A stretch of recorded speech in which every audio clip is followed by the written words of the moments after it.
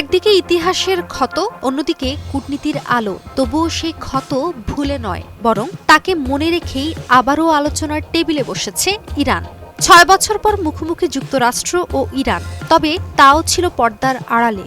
মাস্কাটে প্রথম দফার পরোক্ষ আলোচনায় শান্ত ভঙ্গিতে গঠনমূলক সুর, কিন্তু এর মধ্যেও যেন কাটার মতো বিধে থাকল ইতিহাসের ক্ষত। যুক্তরাষ্ট্রের অঙ্গীকার ভঙ্গ আর অবিচারের ইতিহাস ভুলেনি মধ্যপ্রাচ্যের দেশটি। এত কিছুর পরও তারা বলছে আলোচনার জন্য প্রস্তুত ইরান। আলোচনার এই ক্ষীণ আশার আলো কি পারবে বহু বছরের অবিশ্বাসের দেয়াল ভাঙতে? ওমানে সম্প্রতি অনুষ্ঠিত এই সংলাপে ইরানের পক্ষে নেতৃত্ব দেন ইরানের পররাষ্ট্রমন্ত্রী আব্বাস আরাকচি, আর যুক্তরাষ্ট্রের প্রতিনিধি ছিলেন প্রেসিডেন্ট ট্রাম্পের মধ্যপ্রাচ্য বিষয়ক দূত স্টিভ উইটকফ। তবে তাদের মুখোমুখি বসা হয়নি।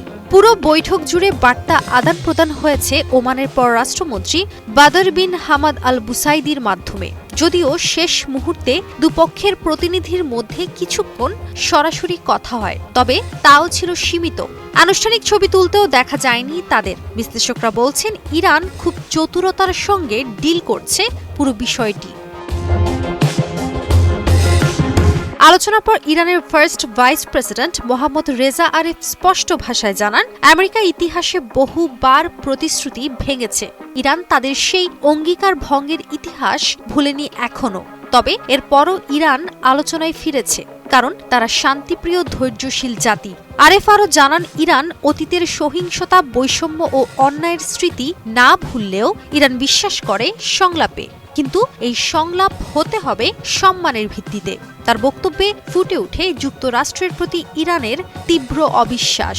অবশ্যই বক্তব্যের পেছনে আছে একটি গভীর ক্ষোভ, যেটি হলো ২০১৮ সালে যুক্তরাষ্ট্র একতরফাভাবে পরমাণু চুক্তি অর্থাৎ joint comprehensive plan of action থেকে বেরিয়ে আসে। শুধু তাই নয়, তারা পুনরায় আরোপ করে কঠোর অর্থনৈতিক নিষেধাজ্ঞা।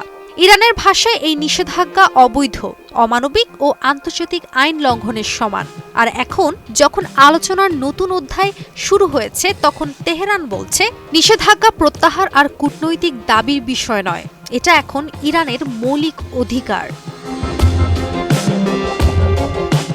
সব মশার বিরুদ্ধে সুরক্ষা দিতে এলো বসুন্ধরা এক্সট্রিম অ্যারোসল, মশার বিরুদ্ধে এক্সট্রিম সুরক্ষা। অন্যদিকে ইরানের প্রধান আলোচক দেশটির পররাষ্ট্রমন্ত্রী আব্বাস আরাকচি জানান, তারা আলোচনায় এসেছে আন্তরিকভাবে, কিন্তু তার মানে এই না যে দীর্ঘদিন তারা কোনো ধরনের অর্থহীন আলোচনা করতে ইচ্ছুক। তিনি আরও জানান, সময় অপচয় করতে আসেনি ইরান।